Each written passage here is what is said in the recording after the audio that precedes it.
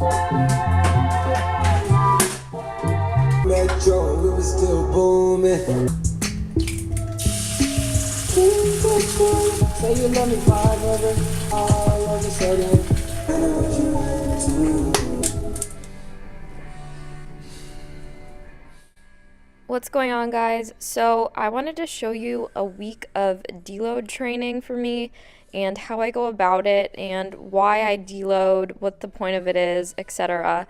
So this is my first session for lower body and I'm squatting. So I normally, at this point, I've been squatting 160, and so today I kind of just went in knowing, okay, that's what I've been using lately, so let me just see how this weight feels with an RPE of 7.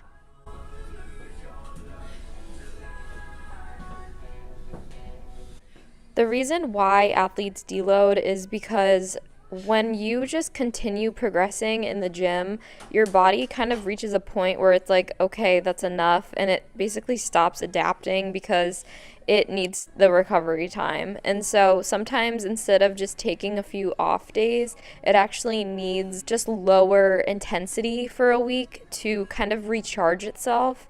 And so when I deload, lately it's been every 6 weeks. When I started working with my coach, we did it every 4 because I was more of an intermediate. And I'd say as I'm getting a little more advanced, I'm able to do it less often. But I still do it every 6 weeks now because it's important for my body to keep progressing and keep adapting to my training. And so if I were just going at the gym every day and continuing to progress, my body would break down a little bit and be like, hey, we need to kind of recharge, and it helps your body out a lot. What I am doing for my deload week is on every set I do, I'm lowering the RPE, which means that the intensity is lower. I'll drop the weight depending on the movement, a good 10-15%, and then only do 2 sets of my working sets. Normally this would be 4 to 5 for me, sometimes 3, but usually 4 to 5. So just having my sets and then also with the RPE lowered, it's not as crazy on my body.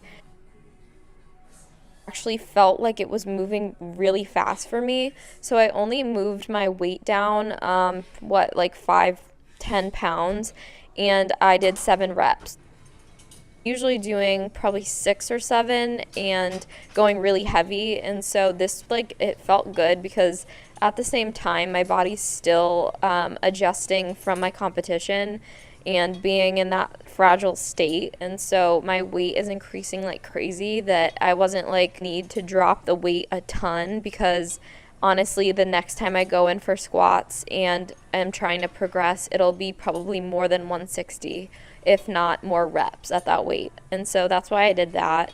And so here I'm doing seated hamstring curls, and these again, I went pretty heavy, but it's because my body's adapting so fast that my RPE may be lower, but the weight is high now because my body's just really adjusting well to my new calories, and my energy is awesome. When I first started going to the gym, I would care way too much about what people thought. I think the first thing as a beginner, I was worried that people would look at me like I didn't know what I was doing. And so just like not knowing how to do a machine and work it, or picking up a barbell and having like the wrong form, like I would be nervous that people would call me out. It's so stupid, but like it's a real thing. So working machines, I'm really short, I'm 5'2", and so everything needs to be adjusted to my height, like it's just a given. You really have to just play around with the settings and make sure that you're in a comfortable positioning for whatever machine you're on.